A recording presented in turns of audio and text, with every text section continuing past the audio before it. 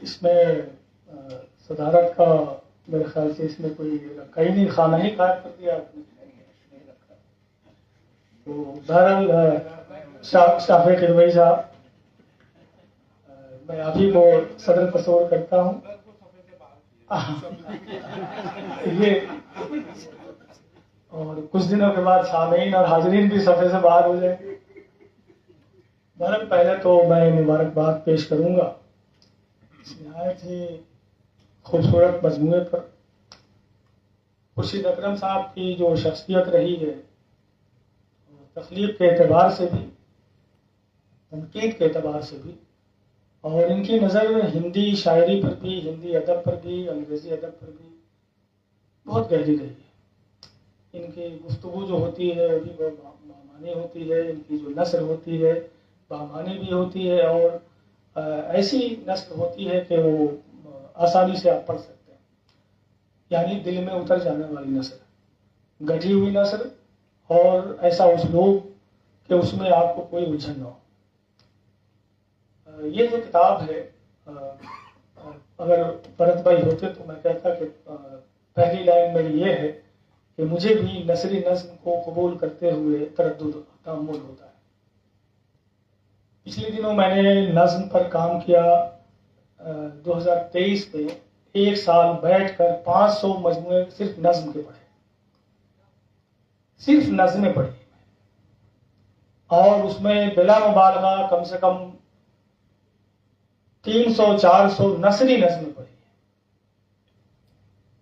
لیکن جیسا کہ کہا کہ نعمان شوق صاحب نے کہا کہ ان کے ساتھ گفتگو کرتے کرتے انہوں نے قائل کر دیا وہ نثری نظمیں کہیں گے. لیکن 300-400 نظموں کو پڑھنے کے بعد بھی میں اپنی جگہ قائم رہا اور نثری نظم کہنے کی طرف میں آ نہیں سکا، یا اپنے آپ کو قائل نہیں کر سکا کہ نثری نظم بھی کہی جانی چاہیے. گرچہ میں نے بھرپور کہنا چاہیے کہ نظموں کا، اور میں کہہ سکتا ہوں کہ ایک سال بیٹھ کر میں نے صرف نظمیں پڑھی، اور وہ بھی یونیورسٹی سے چھٹی لے کر. اور 712 صفحے کی نظموں کا انتخاب بھی وہ کتاب چھپ چکی ہے. اس کا جو 20-22 صفحے کا میرا مقدمہ ہے، اس میں نثری نظم کے حوالے سے بھی میں نے کچھ لکھا ہے. اور وہ ساری تحریریں جو نثری نظم کے حوالے میں فورن اگست میں لکھی گئی ہیں، وہ سب میرے سامنے رہی ہیں. میں نے سب کا مطالعہ کیا ہے، پڑھا ہے. ظاہر ہے کہ وہ یہ ایسا میدان ہے کہ سب کو اختیار ہے، یا جمہوری کہنا چاہیے، تو سب کو یہ آزادی ہے کہ آپ اس کی مخالفت میں بات کرتے ہیں یا اس کی تائید کرتے ہیں. نظم کا جو معاملہ ہے، خورشید اکرم کی نظم پر تھوڑی سی گفتگو کر لوں میں کہ صفحے سے باہر جو نام ہے، پہلے تو یہ نام مجھے بہت پسند آیا، اور جو نظم ہے جس میں صفحے سے باہر کا استعمال کیا ہے وہ بہت خوبصورت نظم ہے. اگر ان کی تمام نظموں کو سامنے رکھتے ہوئے کوئی بیان دیا جائے، کوئی رائے قائم کی جائے، یا میں کروں، تو یہ کہہ سکتا ہوں کہ زمانے کی ستم ظریفی اور سفاکیت کو نہایت ہی سفاکی کے ساتھ پیش کیا ہے. یعنی ایسا نہیں ہے، سفاکیت تو بہت سے شعراء کی نظموں میں ہے، لیکن وہاں ذرا سا ایک پردہ ہے، ایک ریشمیت ہے، تھوڑی سی پولائٹنس ہے. لیکن ان کا کہنا چاہیے کہ وہ اعزاز حاصل ہے ان کو، خورشید اکرم کو، کہ وہ سفاکیت اپنے طرز بیان میں بھی اس کو قائم رکھا ہے. اور یہ بہت مشکل ہوتا ہے. اب اس کا جو منفی پہلو ہے وہ یہ ہے کہ شاعری براہ راست کانٹینٹ کا یا خیال کے استعمال کا نام نہیں ہے. سفاکیت کو سفاکیت سے پیش کرنا یہ بہت بڑا چیلنج ہے آپ کے سامنے، کہ دنیا اس کو قبول کرتی ہے نہیں. دنیا سے مراد شاعری کی دنیا، جو پورا ایک تناظر خلق ہمارے سامنے ہوا ہے شاعری کے حوالے سے، وہ کس طرح آپ کو دیکھتی ہے، وہ دنیا کس طرح قبول کرتی ہے. آپ کی شاعری کا اختصاص یہی ہے کہ آپ نے چیزوں کو جس طرح سے انگیز کیا ہے बेनही कोशिश की है कि वो सफेद ताज पर आ जाए। मैंने जो कुछ पढ़ा है आपकी शायरी को, वो आपने जो नाम रखे हैं नज्मों के, वो मदरलैंड हो या कोमा वाली नज्म हो जिसके हवाले आए, और एक तो खुर्शीद अकरम का पेशाब। अब आप बताइए कि इस जमाने में कौन सा शायर अदीब ये जुर्रत कर सकता है जो ये किताब में, अपनी किताब में और किताब में नज्म का टाइटल कोई रख सकता है शायद इस तरह का। लेकिन इनकी ये जुर्रत है, ये तख्लीकी जुर्रत है, अखलाकी जुर्रत मैं नहीं कहूंगा इसको, ये तख्लीकी जुर्रत है कि खुर्शीद अकरम ने इस तरह के उन्वानात कायम किए हैं। और पहला जो मजमूआ था किसी की पीठ के कारण, नाम का अब ये बड़ा असर होता है नाम रखने में इन्होंने। लेकिन मेरे जहन पे खुर्शीद अकरम साहब आज भी मजबह की भेड़ें सवार है, कोई कहानी मजबह की भेड़ें। तो यहीं पर मुझे ये बताना चाहिए कि मैं आपको अफसाना निगार बड़ा मानता हूं, उसके बाद शायर, उसके बाद नक्काल।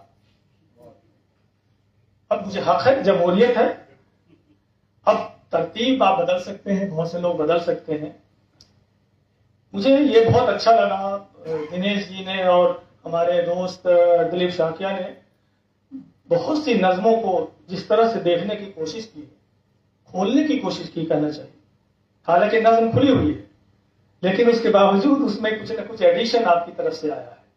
और अदब पारा पढ़ते हुए, कोई भी तख्लीकी फन पारा जब आप पढ़ते हैं तो जो तासुर आपके जहन में उभरता है उसको किस तरह बयान किया जाना चाहिए, ये बड़ी बात होती है। अब मुझे नसरी नज्म के बारे में अगर इजाजत दे तो 2-3 मिनट बात कर लूं, हालांकि बात तो वही हो रही है, लेकिन मैं सिर्फ ये शमसुल फारूकी का एक इख्तिबास पेश करूं। फारूकी साहब को तो मेरे ख्याल से सब बड़ा नकाल मानते हैं, मैं अपनी बात क्यों बोलूं। उनका एक मजमून है बहुत तवील, उसमें तनकीदी अफकार में उनकी किताब है, उसमें वो मजमून है। एक इख्तिबास, मुझे ये तस्लीम करने में कोई शर्म नहीं कि मैं अब तक ये नहीं समझ सका कि नसरी नज्म हमारी शायरी की कौन सी सिनफी या हयाती जरूरत को पूरा करती है। फारूकी अगर बड़े नकाद हैं, हम लोग एहतराम करते हैं उनकी चीजों को, और मैं भी खोशा चीन रहा हूं, तो मुझे लगता है कि मैं जो बातें कर रहा हूं तो मुझे तक़वियत फारूकी से भी मिल गई। लेकिन इसका यह मतलब नहीं है कि आप जो कुछ लिख रहे हैं वो बिल्कुल अस्कार रफ्ता है या सफ़े से बाहर है। सफ़े से बाहर नहीं है, आपकी वो कमाई है। आपने दुनिया को, या कहना चाहिए कि जैसे हमारे हिंदी के दोस्त ने ये कहा कि दुनिया में जो कुछ हो रहा है, सियासत में, समाज में, जो हमारी सफाकियत है, जो बदमाशियां, जो बदतमाशियां, ये सारी चीजें हैं, उनको पेश करने का जो तरीका हो सकता है।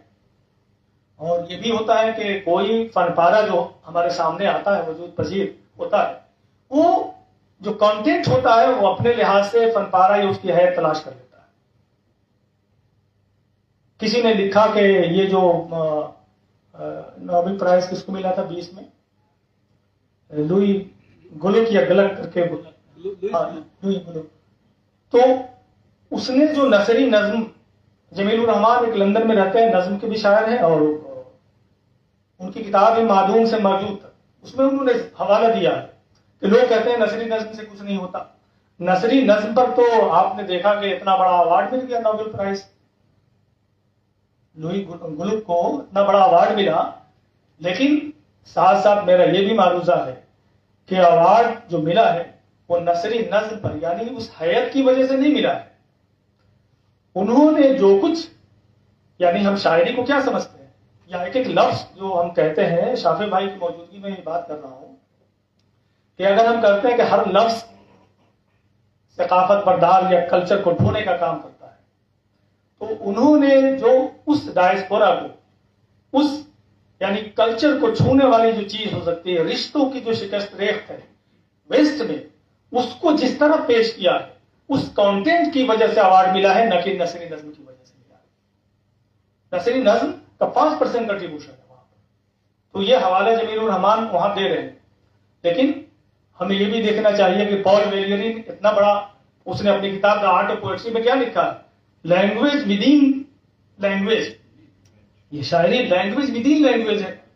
ہم اس کی تلاش کریں، اس پر جب گفتگو کریں، بات کریں، تو یہ لینگویج اپنے آپ میں اتنا مسٹیریس ہوتا ہے. اس پر جب ہم گفتگو کریں گے تو یہ اندازہ ہوگا کہ نثری نظم، معرہ نظم اور آزاد نظم، ان دونوں تینوں کے کہنا چاہیے حیاتی تقاضے کیا رہے کس زمانے میں، اور آج کیا وہ تقاضا پورا کرنے کے لیے نثری نظموں کا سہارا بہت ضروری ہے، یا بغیر اس کے بھی ہمارا کام چل سکتا ہے. بہت سی باتیں ہو سکتی ہیں اس کے حوالے سے، میرے ذہن میں بہت کچھ ہے نثری نظم کے حوالے سے، لیکن میں یہاں اس کو القت کرنے کے لیے نہیں آیا ہوں، مبارکباد دینے کے لیے آیا ہوں اپنے دوست خورشید اکرم کو. بہت بہت شکریہ.